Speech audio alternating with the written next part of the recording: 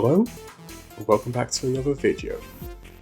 I am the Creative Welshman, and today we'll be looking at the character profiles on the Rippaverse website. And in this video specifically, we'll be taking a look at the heroes of the Rippaverse. And these are determined to be characters who are shown to be actual heroes as a profession, or have their own leading story in the series. And hopefully, we'll be able to learn some interesting things along the way. Okay, see you over at the website, starting off with Isom.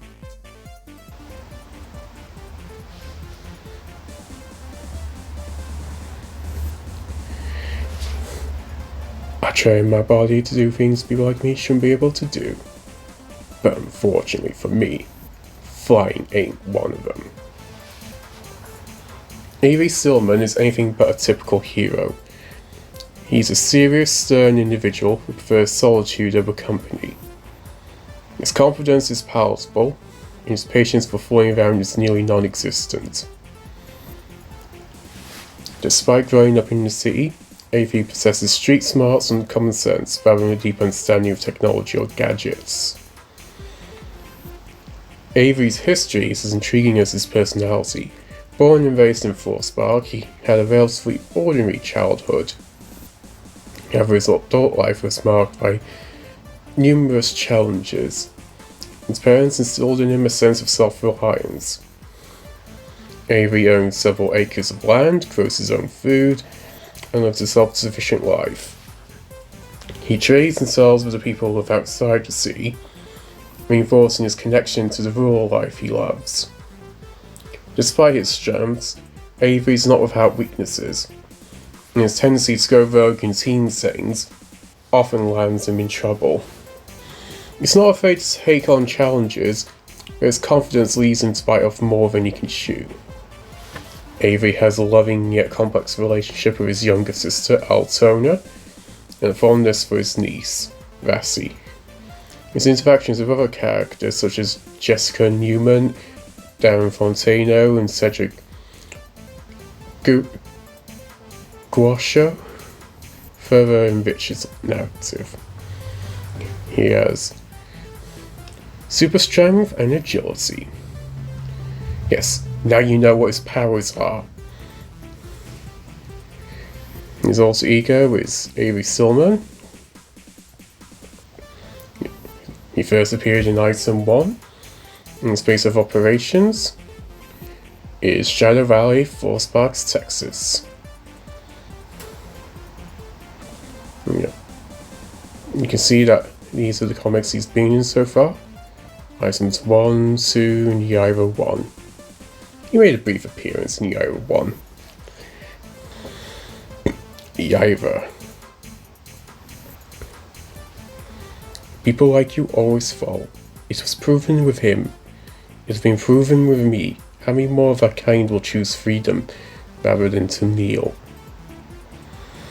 Yaira's powers include flight, super strength, and cold-based abilities, which allow her to manipulate the atmosphere around her.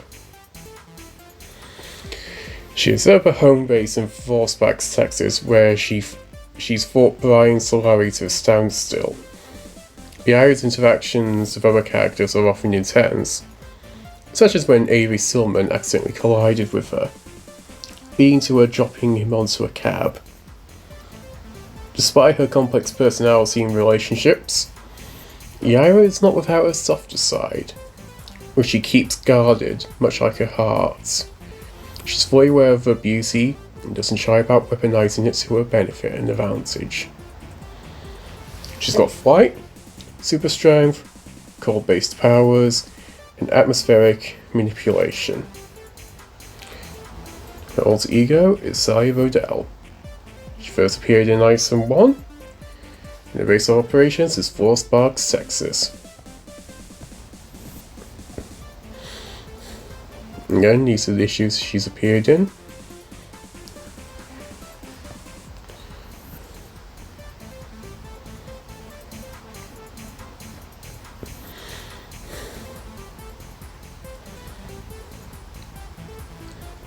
You need to stop that. I'll live, but it still hurts, and his cape wasn't free. Prior to his superhero career, Brian commanded as an officer in the Texas Army, and earned respect as a war hero. After the war, Brian took on the role of leading the Alpha Corps, a team of super police tackling exit threats, too great for regular law enforcement. His powers of super strength and flight, combined with his strategic mastery, prepare him to handle these challenges effectively. Yet his surface, from his military days to his current role as an exit, presents his greatest weakness, as it limits his freedom. Brian's relationship with other characters range from professional connections to past enemies. He co-founded Alpha Corps with Maxwell and recruited Ingrid Valdez. Even though he leads the Alpha Corps, he still answers to the Force-Spark police. He shares connections with several characters, including Yaira. He can fly, he's strong, and he's great at strategy. Obviously, he goes Brian Solari. He doesn't have a superhero name. He first appeared in Iceland 1, and his base operations is Force Parks, Texas. He's appeared in Iceland 1, 2, Alpha Corps 1, and Yaira 1. He gets around everywhere, doesn't he? Showboating much? Ingrid Valdez. This is important, Brian. This matters. Public opinion could turn on us and end this program because of your grandstanding. Long black hair and dark green black armored suit defines Ingrid's striking appearance. Her power, which is remarkable, originates from her body, not her suit, and she uses the suit to channel these abilities. She employs a wire casting skill and a martial arts training to make her a potent force against crime. Like Isom, she can't fly, however Ingrid's determination never wavers.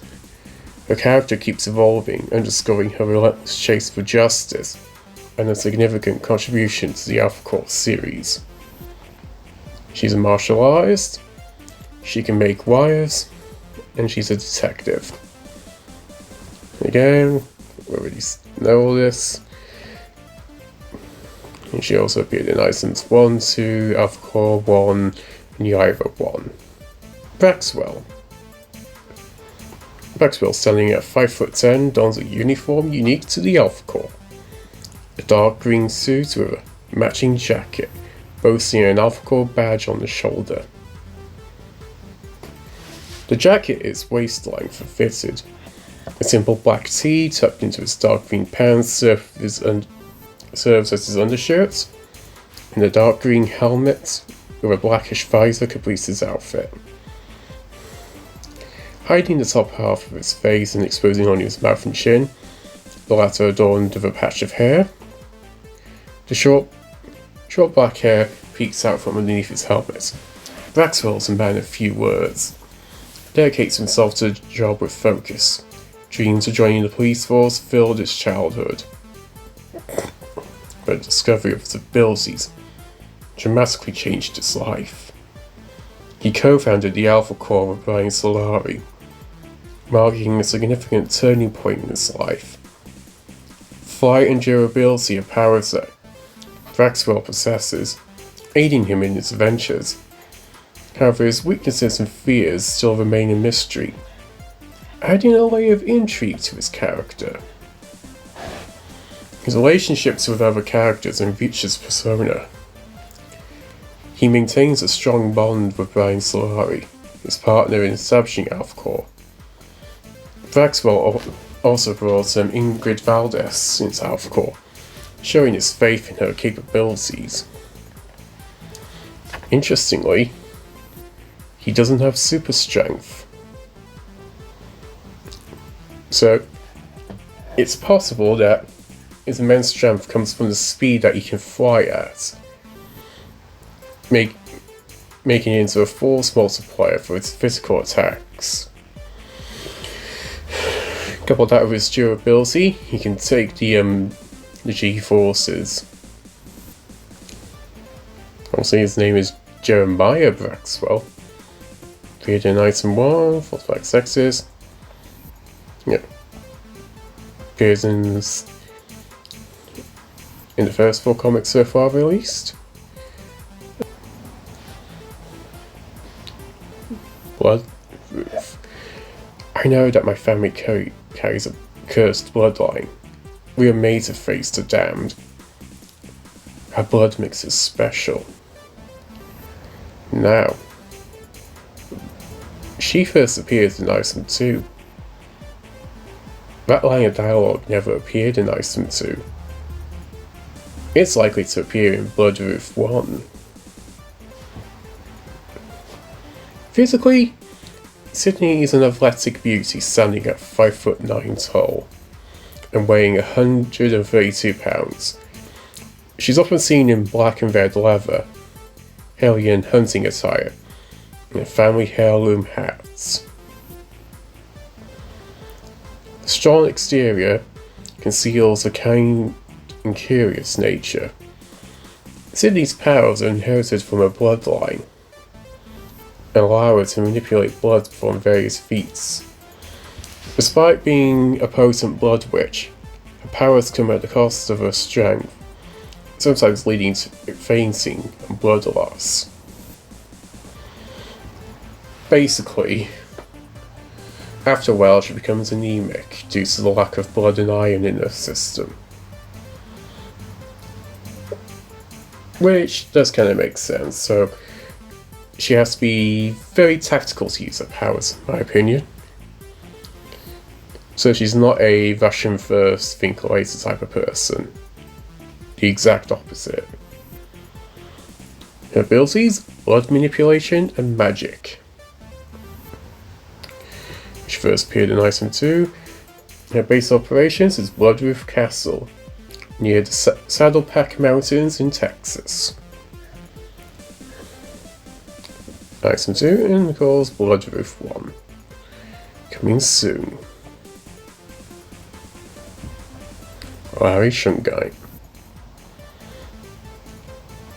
I tell you what, how about you bring your punk ass out here and tell the great people of Forcebags exactly why I'm no longer champion. Larry is appreciated among fans for his straightforwardness and boldness in sharing his thoughts on air. His tenacity matches his physical strength, demonstrating his readiness to face any challenges. As a former world champion of the Southern Style Wrestling League, Larry's wrestling abilities are unmatched. His fighting skills, combined with his exceptional ability to engage audiences, make him a unique wrestler. His popularity has significantly contributed to the Southern Style Wrestling League, demonstrating his dedication to the sport. Larry's journey showcases his growth and resilience, his ambition to reclaim his championship and his dissatisfaction with the way he lost it fuel his character development. He's a pro wrestler, pro fighter, a pro on the mic, and former Southern Style Wrestling League World Champion. His alter ego is Larry Shungai, first appeared in Item 2, and operates out of Florspark. That's the only comic he's been in so far. Salvage. You can just call me Salvage, and I keep my ear to the streets. Salvage is an enigmatic figure with an undisclosed family background. He made his first appearance working a questionable case, attested his potent sense of justice and his investigative efforts. Equipped with his distinctive bladed hat and casually loaded belt, he exudes a unique mix of style and danger. Readers are eager to follow Salvage's exploits in Forsberg, Texas, as he employs his powers and intellect to unveil the truth, one case at a time. Abilities? Super hearing, and he's got detective skills. He is the Salvage. He first appeared in Rippaverse 1. He operates out of Forsberg. He's in Rippaverse. Horseman. I'm pissing off a better class of hoods these days. With a past of a soldier, he's a skilled tactical fighter with a knack for close quarters combat, and a surprising talent for bowling. However, his transition into normal society is challenging due to his military past, and his tendency to underestimate enemies can cause problems. He has military training, proficiency in firearms and melee weapons. Skilled fighter. Alter ego? Hector Lee Caborio. First appearance, Horseman 1. Base of operations, Forsberg, Texas. The Horseman. That's coming soon. It looks awesome. Takahari. This side of Earth has always had abnormal occurrences, but I fear this is a threat only we can truly comprehend. Takahari plays a 7-string guitar resembling a Seshka Hellraiser, and when his ancient magic powers are activated, he's surrounded by a green aura. Takahari is self-assured and walks with confidence among others. He is a key member of the band Norfolka alongside Valadin, whom he has a close friendship with. Their band holds songs that speak of battles fought and more to come. Nosuko Takahari. First appearance, Item 1. We don't even get to know what kind of magic he uses. And his only appearance so far is Item 1. Valadin. If it is time, they will find out that lyrics are not make-believe. Valadin has a very muscular build. He is often seen bare-chested with fur stripped over his shoulders, like a cape, black pants, and black boots. His eyes have been seen glowing blue, although his exact abilities are largely unknown. Valadin's closest allies are his bandmates, and his closest friend is his guitarist Takahari. They sing about battles fought and those yet still come. He is a force to be reckoned with. That's all we know about him so far.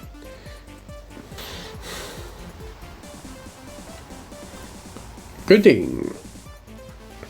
I'm not a snitch. I'll take care of it. I don't think that was an Item 2. After graduating as a valedictorian, Hartman University offered him a full scholarship. Madwire offered him a job. However, for reasons his own, he left and started his own venture, eventually founding Gooding Services. Despite not being an accept, Kato uses his inventive skills to outsmart his opponents.